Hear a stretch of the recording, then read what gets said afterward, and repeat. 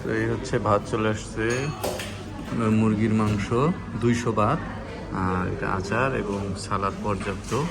তো এই হচ্ছে ভাত হচ্ছে 20 বাত, প্রত্যেকবার নিলে 20 বাত করে। তো এখানকার খাবার এর আগে গরুও খেয়েছি, খুবই সুন্দর। আপনারা যেগুলা খাবার দেখলেন ইয়েতে সাজানো আছে সেগুলো আসলে খুবই ভালো মানের। এখানে বাংলা হাউসে আসলে, ব্যাংককে আসলে অবশ্যই এই দোকানে একবার এসে খেয়ে যাবেন।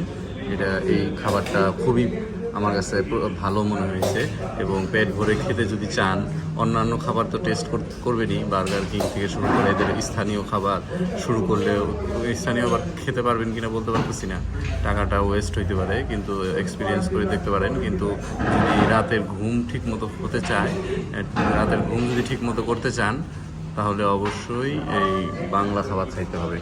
এবং এই বাংলা খাবার, বাংলা হাউস, এটার অ্যাড্রেস